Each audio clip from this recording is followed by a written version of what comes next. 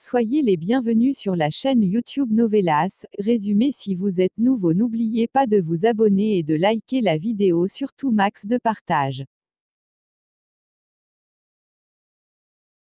Lui annonce que Victoria est à l'entrée. Celui-ci lui dit de la faire entrer. Fernando dit qu'il a une surprise pour Victoria. Il essaye alors de se lever. Et Victoria l'aide à se mettre debout. Victoria émue dit « Félicitations Fernando, quel bonheur, tu peux te lever ». Fernando répond « Je vais récupérer mon amour, tu n'as aucune raison de me rejeter maintenant ». Victoria lui dit « Ne te force pas trop ». Fernando ajoute « Mes jambes me font encore mal, mais au moins je peux me tenir debout ». Victoria lui dit « Assis-toi, fais attention ». Fernando dit « Tu vois, je te l'ai dit, je vais marcher à nouveau ». Victoria répond « Je n'en doutais pas ». Fernando demande alors « Pourquoi t'es-tu éloigné de moi ?» Victoria répond « Nous avons déjà eu cette conversation ». Fernando ajoute « Oui, mais cette histoire d'âge n'a pas de sens ». Victoria répond « Ce n'est pas du non-sens, quand tu auras 40 ans, j'en aurai 60 ». Fernando répond « Et alors ?» Victoria dit « Tu seras à ton apogée, en tant qu'homme, alors que moi je serai déjà vieille ». Fernando répond « Je te l'ai dit 1000 fois, je m'en fous ». Victoria ajoute « Mais moi ça m'importe. J'ai vu la façon dont tu t'entends avec Irène. Elle est bien pour ton âge, elle est jolie, vous riez, discutez. » Fernando répond « Tu es aussi belle, et nous rions, et nous parlons aussi. Et le plus important Victoria, c'est que nous nous aimons. » Mais Victoria lui dit « S'il te plaît, comprends-moi. » Fernando répond « Non, je ne te comprends pas. Je t'aime, tu entends, et ne cherche pas le complexe ou l'insécurité. » Victoria lui dit « Ce n'est pas un complexe, c'est la réalité que tu refuses de voir. » Fernando lui répond « Ce que moi je vois, c'est un homme et une femme qui s'aiment, et ça me paraît inconcevable de ne pas le faire, à cause de ça. Parce que c'est pour toi et moi. » Victoria dit « Désolée, mais je ne suis pas d'accord. » La servante les prévient que Irène est déjà là. Victoria, avant de s'en aller, dit « N'arrête pas la thérapie, je te souhaite le meilleur. » Irène parle à Fernando, mais celui-ci semble ne pas écouter. En effet, il est préoccupé par sa relation avec Victoria. Victoria est de retour chez elle, elle ne se sent pas bien. Felipa lui demande ce qu'il y a. Elle répond « Rien qui ne devait arriver. » Felipa dit qu'elle ne comprend pas. Mais Victoria, triste, dit « S'il te plaît, ne me pose pas de questions au sujet de Fernando. » Victoria dit à Felipa d'appeler le juge, au sujet de la garde de l'enfant de Raquel. Et bonne nouvelle, elle en aura la garde. Alex invite Maria José au restaurant, pour fêter le fait qu'elle commence à recouvrir la mémoire. Alex dit alors, en vérité je ne sais pas, si tu te rappelles de la première fois, que nous avons fait l'amour. Pour moi c'était merveilleux, et maintenant que j'ai failli te perdre, j'ai compris combien je t'aime. Maria José est émue, et gênée à la fois.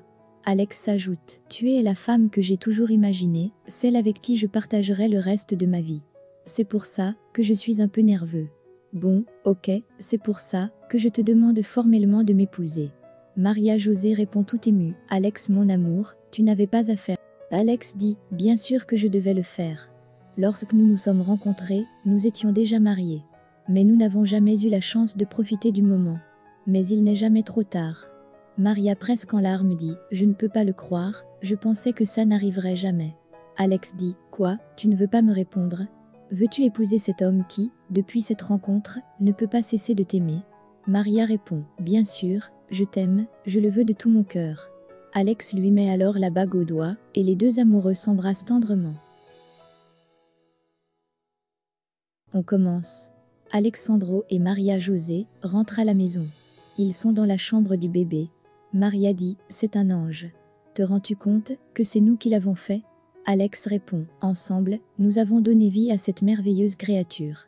C'est un miracle mon amour. » Maria ajoute « Notre histoire d'amour a été comme si elle nous était destinée, même si toi et moi, n'y pensions même pas. » Alex répond « Pas du tout, j'ai toujours pensé à toi, avant de te rencontrer. Je savais toujours que tu étais quelque part. Je savais que nous nous rencontrions. Crois-le ou non, j'ai toujours su que tu existais, c'était comme un sortilège d'amour. » Maria et Alex s'embrassent. Plus tard ils sont dans la chambre, et cette fois-ci c'est la bonne, ils vont passer à l'acte.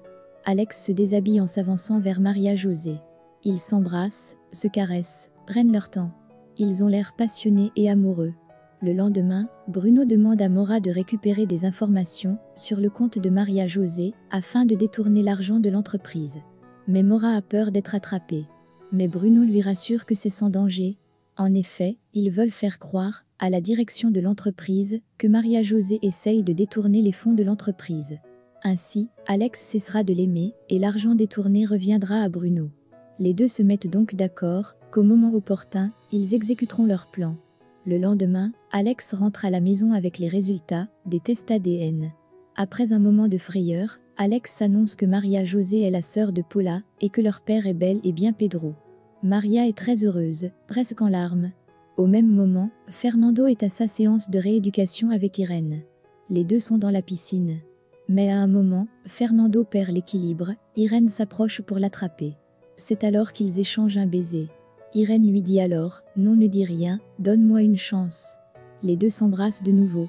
Plus tard, Raquel et sa mère sont allés voir le juge pour signer les papiers pour l'obtention de la garde de la fille de Raquel. De ce fait, la fille aura le nom de Victoria en raison de l'état de santé de Raquel. Cette dernière est d'accord. Quelques semaines plus tard, arrive le jour du mariage de Alexandro et Maria-José. Beaucoup de membres de la famille et amis sont présents. Les mariés sont très heureux. Maria-José retrouve enfin le bonheur.